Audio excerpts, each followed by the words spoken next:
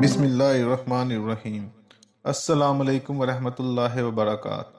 سامعین، آج کی ویڈیو میں ہم بات کریں گے کہ وہ کون سا فرعون تھا جو خود کو سورج کے دیوتا کا بیٹا کہلواتا تھا۔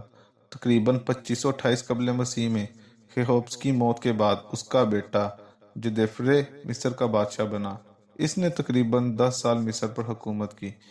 تخت کے حصول میں مضبوط ہونے کے لیے اس نے اپنی سوتیلی بہن سے شادی کی۔ یہ پہلا بادشاہ تھا جس نے سب سے پہلے سن آف را کا لقب استعمال کیا۔ را سورج کے دیوتا کو کہا جاتا تھا، تو اس لحاظ سے اس لقب کا مطلب سورج کے دیوتا کا بیٹا تھا۔ یہ لقب شاہی القابات میں شامل کیا جانے والا آخری لقب تھا۔ اس کی ریاست سے تعلق رکھنے والی تاریخ میں کوئی معلومات نہیں ملتی۔ تقریباً 2518 قبل مسیح میں دجیفر کی موت کے بعد اس کا سوتیلا بھائی خیفرن مصر کا بادشاہ بنا۔ خیفرن نے تقریباً 28 سال حکومت کی۔ اس نے بھی اپنی سوتیلی بہن سے شادی کی، پھر اس نے اپنی ایک بھتیجی سے بھی شادی کی۔ ان دونوں بیویوں سے اس کے بہت سے بیٹے اور بیٹیاں پیدا ہوئے۔ اس کے دور میں سورج کی پرستش کے مذہب کو بہت اہمیت ملی۔ سن آف را کا لقب جو اس کے بھائی نے بادشاہ کے لیے اپنایا وہ اس نے بھی جاری رکھا۔ اس کے دور حکومت میں بنائے گئے ذاتی مقبروں سے یہ ثابت ہوتا ہے کہ اس دور میں مصر میں بہت خوشحالی تھی۔ اس نے بھی سینائی کے علاقے میں فیروزہ پتھر کی کان کو محفوظ رکھنے کے لیے فوجی مہم برقرار رکھی۔ خیفرن اپنے باپ کے بنائے گئے پیرامڈ کے پاس اپنا پیرامڈ بنانے غزہ واپس آیا۔ اس کا پیرامڈ خوفو کے پیرامڈ سے چھوٹا ہے۔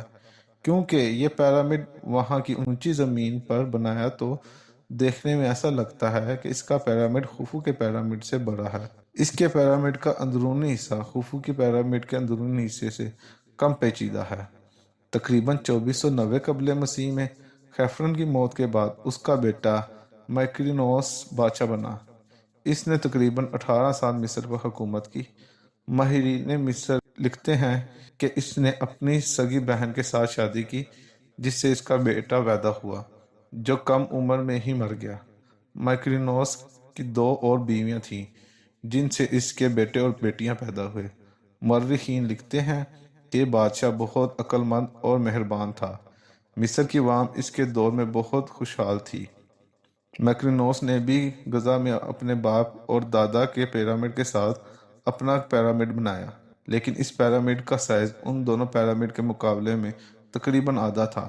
اس نے اپنے دور کے آخر میں اپنے پیرامڈ کے سامنے ایک صحن بنایا جہاں شاہی خاندان کے مردوں کو لوگوں کو دکھانے کے لیے لایا جاتا تھا۔ تقریباً 2472 قبل مسیح میں اس کی موت ہو گئی، پھر اس کا بیٹا شپسیسکف تخت نشین ہوا۔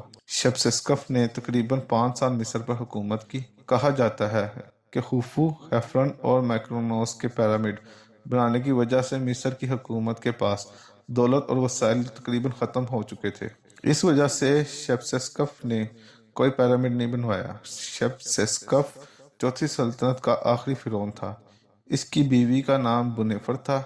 اس کے دور حکومت میں دولت اور وسائل نہ ہونے کی وجہ سے عوام بہت ناخوش تھی۔ کہا جاتا ہے کہ اس وجہ سے سلطنت میں خانہ جنگی شروع ہوئی، جس کے نتیجے میں اسرکاف مصر کا بادشاہ بنا۔ اسرکاف کے بادشاہ بننے پر چوتھی سلطنت ختم ہوئی اور 5ویں سلطنت کا آغاز ہوا، جس کا تذکرہ ہم اگلی ویڈیو میں کریں گے۔ مزید معلومات جاننے کے لیے میرے چینل کو سبسکرائب کریں۔ اگر ویڈیو پسند آئی ہے تو لائک کریں اور بیل آئیکن کا بٹن لازمی پریس کریں، جس سے آنے والی تمام ویڈیو کے نوٹیفیکیشن آپ کو مل سکیں۔ جزاک اللہ۔